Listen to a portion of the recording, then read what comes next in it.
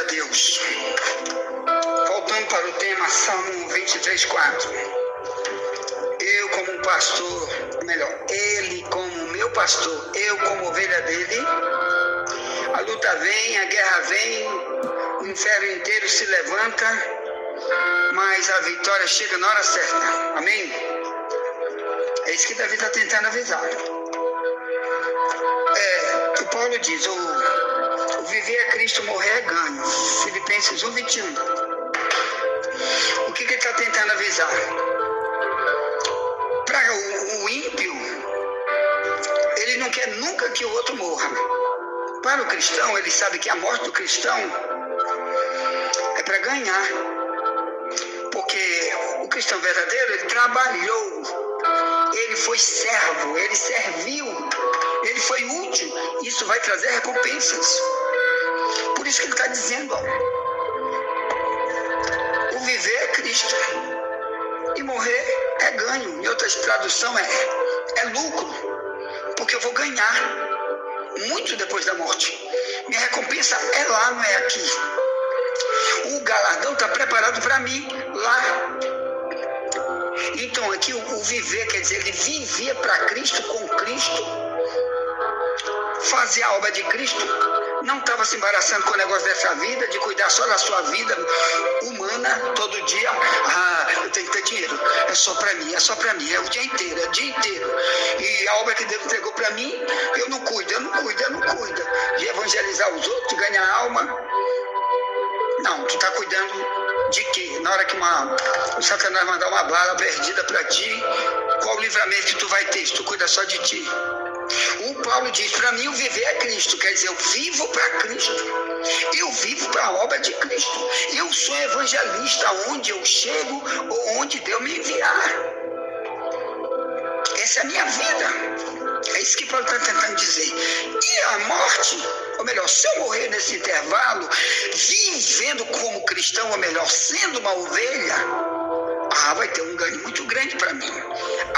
Eu vou ganhar coisa que ninguém vai ganhar, a não ser as ovelhas de Cristo. Glória a Deus, porque elas trabalham todo dia para Deus. Eu trabalhei há 1000 anos atrás, e como que tu vai ganhar alguma coisa? Glória a Deus. Bem, então, o 1 Coríntios, 2 Coríntios agora, pega aí a história de Paulo. Segunda carta de Paulo aos Coríntios, também o capítulo 4. Diz, vamos lá,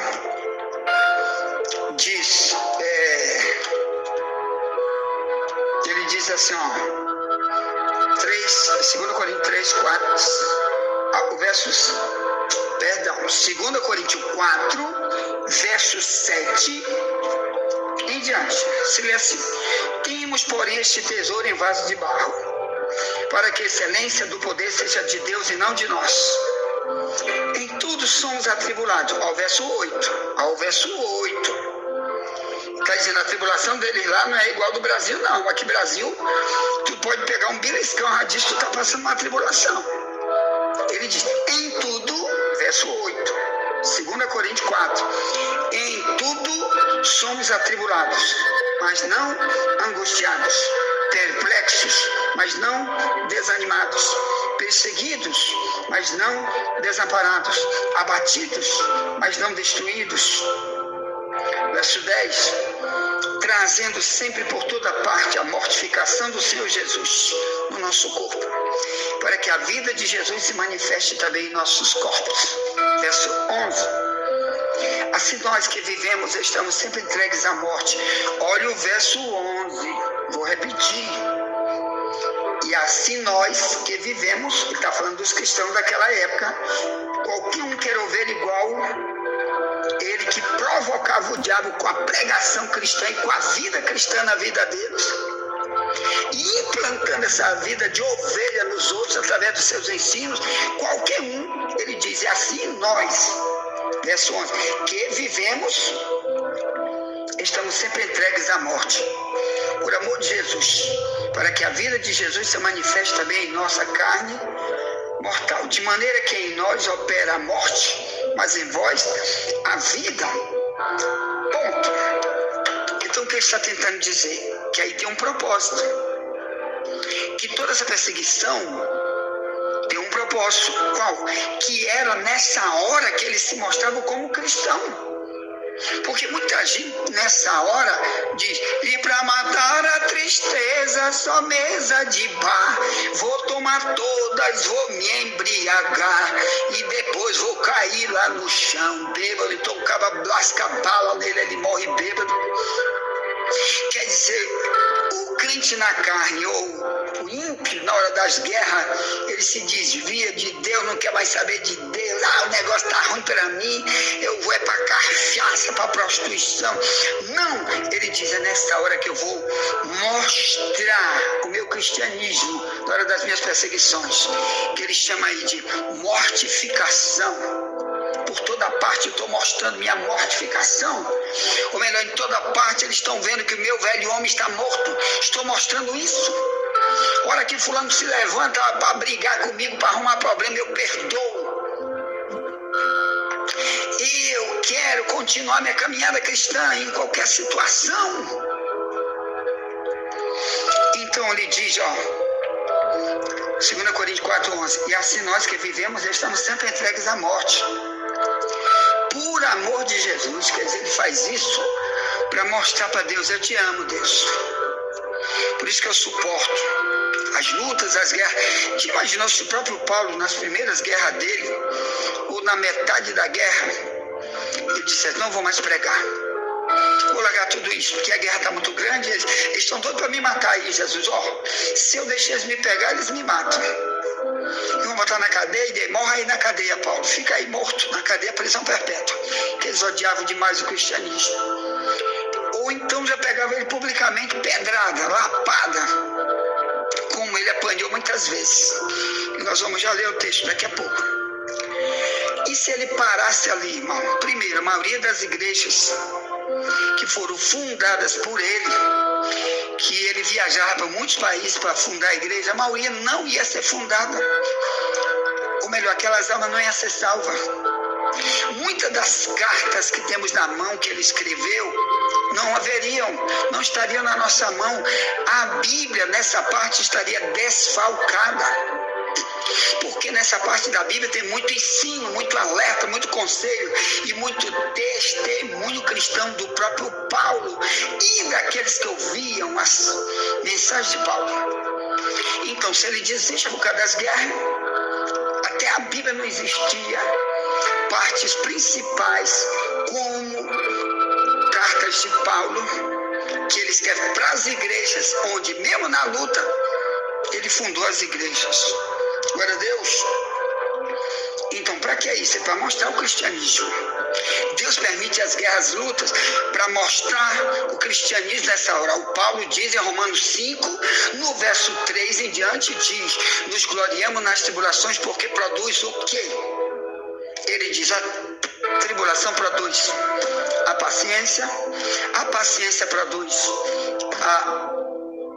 a esperança, e a esperança produz a experiência. Quer dizer, como que você vai contar para os outros? Eu passei uma guerra também, e Deus me livrou assim, assim, assim. É isso que Deus também quer usar, essas experiências, para dizer: olha, a tua religião lá não vai te dar livramento, não. É aqui com Jesus é que tu vai ter. E eu tive essa experiência de quase morte.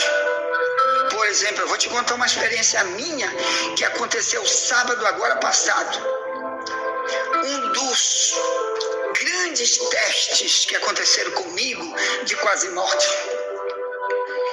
Eu estava em Alcântara e lá eu trabalho com abelha sem ferrão, e lá de vez em quando o cupim se levanta para comer as caixas de abelha e come a madeira da casa onde estão as abelhas. Então, de vez em quando, a gente tem que ir lá olhar para os cupins, botar remédio, veneno no cupim. E eu sempre fiz isso. Mas no sábado passado, eu vinha já com fome e devo ter pego alguma manga, alguma coisa que lá tem, com fome, e não lavei minha mão. E tinha usado veneno poderosíssimo. O nome desse veneno é poderoso, é o nome dele mesmo, que se vende aqui. Você bota bem embaixo, no chão ele vai lá e atinge a colmeia lá em cima da árvore e mata.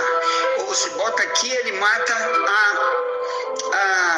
a rainha lá embaixo no chão, onde estiver, e extingue totalmente aquela casa de cupim, para ela não voltar nunca mais. Aí o que ocorre? Eu sempre usei. Nesse sábado, tinha muito cupim espalhado em vários lugares, eu botei ali, mas depois tive uma vontade de comer uma manga. Uma fome apertou e eu peguei uma manga, ou 2, 3, não me lembro. O certo é que eu não lavei a minha mão. E não aconteceu nada, porque esse poderoso, ele só atinge com algumas horas depois. Ele é feito para isso, para não atingir na hora, para não matar na hora, para poder dar tempo do cupim levar até a rainha, para a destruição da rainha. Quando destrói a rainha, destrói toda a colmeia. Por isso que demora um pouquinho.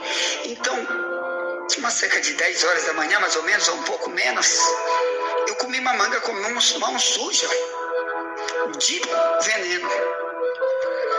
Tudo bem. E nem passou pela minha cabeça que aquilo dava problema. Aí depois veio o almoço. E depois do almoço deu vontade de deitar no chão. Eu estava todo sujo. Ainda estava pretendendo na mesma hora voltar para o mato. Porque lá a gente tem muito pouco descanso, tem muito serviço para fazer. Aí eu disse, vou voltar para o mato, então eu não vou me banhar agora. Vou me deitar aqui no chão, descansar só alguns minutos e volto já para o mato. Ainda tinha muito cupim, muita coisa para resolver. Aí, só que quando eu me deitei, comecei a querer arrotar e não conseguia. E eu virava de um lado, meu Deus, eu nem comi direito. Uma parte da comida eu tinha deixado para botar para cachorro. Que já comecei assim, parece que eu fiquei cheio muito rápido. Eu digo, mas o que é isso? Eu nunca tive isso. E de repente começou a me dar vômito. E eu corri pro banheiro, meu irmão, eu comecei a vomitar a noite inteira, jorrando água de dentro de mim para fora. Muito vômito. De madrugada de novo. E eu disse logo para Deus, Senhor, eu não vou gravar de manhã, não vou, hein? Eu não vou. Não estou aguentando fazer isso. Mas ainda gravei. Por quê? Porque Deus fez através daquele vômito eu jogar tudo que tinha no meu estômago fora, inclusive o veneno saiu todo. Então quando deu 7 da manhã, era o domingo, eu já estava no culto e tudo passou e tal. Mas aqui na igreja, um irmão chamado William, que aqui todo mundo conhece, que ele está me ouvindo agora, ele ligou para mim para dizer, tive um sonho com você, sonhei que você morreu, que todo mundo na igreja estava esperando o corpo, todo mundo muito triste, porque o seu corpo estava para o ML e todo mundo já esperando o corpo, na igreja, no prédio da igreja, na Camboa. E eu disse para ele, já sei o que foi, meu irmão, essa noite eu quase morro, o diabo preparou aquele problema para me matar. Eu provoquei a minha morte e o diabo usou aquilo para me matar. Então, para o diabo não tinha como eu me livrar daquilo ali. E Deus disse, sem nenhum remédio eu vou fazer você vomitar. E pronto, amanhã você volta para trabalhar. No outro dia eu estava alegre, comendo o que eu queria. Naquela noite não podia tomar nada, nem água. Era só jogando fora a água. Eu acho que eu joguei uns 6 litros d'água fora. Não sei nem como saiu isso de dentro de mim. Mas ele jorrava como uma fonte, aquela vai, saia água para todo lado. Não tinha mais nada dentro de mim, mas saiu tudo. Então, irmão, o diabo disse, até através do sonho do irmão William foi confirmado, dessa vez ele morre, dessa vez a obra para. Esse daí nunca mais fala o que ele fala por aí. Mas Deus disse, negativo, vai-te embora, meu irmão. Bora, vai-te embora, continua. E desde aquele dia até aqui eu estou pregando. Amém, queridos? Então, para quem que eu levanto a mão para o céu? Para ele, para o meu Deus, para meu pastor. Porque ele sabe que eu quero ser ovelha para sempre. Então, para a ovelha vai ter livramento. Você não vai morrer antes do tempo. Agora, se você é fiel numa área e na outra área tu não for, nem sempre vai ter esses livramentos para você. Então, cuidado com isso. Vamos voltar para Paulo. 1 Coríntios 15, 5, 5. Olha o que ele diz. 1 Coríntios 15. Parará. Pega a Bíblia. Diz. Eu vou ler desde o verso 52. Diz: no momento, não abrir e fechar de olhos, ante a última trombeta, porque a trombeta soará e os mortos ressuscitarão incorruptíveis. Nós seremos transformados, porque convém que isto é corruptível ser revista de incorruptibilidade, que isto que é mortal ser revista de imortalidade. Quando isto que é corruptível se revestir de incorruptibilidade, isto que é mortal se revestir da imortalidade, então cumprir-se a palavra que está escrita: tragada foi a morte na vitória. Verso 55. Onde está a morte o teu aguilhão? Onde está o inferno a tua vitória? Ora, o aguilhão da morte é o pecado, e a força do pecado é a lei. Mas graças a Deus que nos dá a vitória por nosso Senhor Jesus Cristo. Portanto, meus amados irmãos, sede firmes e constantes, sempre abundantes na obra do Senhor, sabendo que o vosso trabalho não é vão no Senhor. O que ele está dizendo aqui? Que o arrebatamento da igreja vai acontecer, vai tocar uma trombeta, multidão vai subir. Mas, nessa hora, a morte vai ser extinta. De quem? Dessa pessoa que foi levada para o céu. O Paulo era um que esperava o arrebatamento no tempo dele.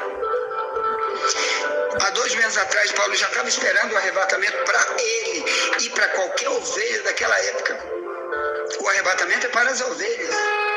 Ou melhor, Jesus vai tirar da terra multidão de servos de Deus, levar para o céu, e a morte nunca mais vai tocar nessas pessoas. É isso que Paulo está dizendo. A morte física acabou, a morte espiritual acabou, a perseguição do diabo acabou, tudo acabou. Sim, o arrebatamento acontecer. Amém? Ou, se acontecer a morte física do cristão, porque ele está morrendo dentro do tempo, porque estava fazendo a obra. Não é porque, eu estou na igreja faz 1000 anos, nunca fiz nada para Deus, e morri hoje e vou para o céu. Não, tem um servo inútil de Mateus 25:30. Jesus disse: lance o servo inútil nas trevas exteriores, lá haverá pranto e ranger de dente. Então isso aí é para a ovelha tem utilidade. Então aqui está dizendo que a morte vai ser tragada na vitória. E o que o aguilhão da morte é o pecado, quer dizer que só tem morte por causa do pecado. Se não tivesse o pecado no mundo, não teria morte. Mas para nós que não queremos mais o pecado, rejeitamos ele. Mentir, não quero mais. Roubar, mulher alheia, não quero mais. Cachaça, rejeitei. Idolatria, joguei fora. E tudo que o diabo mandou eu fazer de errado, que era contra a lei de Deus, eu digo: não quero mais. Então Deus vai tirar a morte, e só morro na hora certa. E se chegar agora a hora do arrebatamento, tchau, nunca mais a morte me pega. É isso que Paulo está dizendo. Mas a morte física, enquanto o arrebatamento não chegar, muitos cristãos vão morrer. Mas que você não morra porque está no pecado. Estava como ladrão ali, como teve ontem ali um irmão contou um testemunho para mim, que um obreiro da igreja, um diácono, disse: peraí, eu vou dar umas férias de Jesus, vou tomar uma cerveja, vou passar só uns dias aí desviado. Quando ele chegou lá no bar, teve uma briga, lascaram bala lá nos outros, pegou nele, morreu lá dentro do bar. Briga que o diabo mandou, uma briga lá uns para os outros lá, que não tinha nada a ver com ele, lá a bala veio, pegou nele e morreu. Isso acontece todo dia com um monte de gente, morre também com aquele que abandona o posto de ovelha para querer viver como bode. E depois vai dizer: Deus vai ter que me livrar, vai ter que me livrar. Mesmo eu aqui fazendo as coisas do Satanás, o diabo andando comigo, me colocando para fazer as coisas do cão, e eu quero para Deus me livrar. Não, irmão. O livramento é para ovelha. Comecei com ovelha, vou terminar como ovelha. E na hora certa é Deus que vai me levar para o céu para me dar o galardão. Antes disso, eu estou provocando por causa do pecado a minha morte. Cuidado com isso. Ponto. Envie essa mensagem para alguém, já já voltaremos. Nunca te esquece, somente a verdade nos libertará.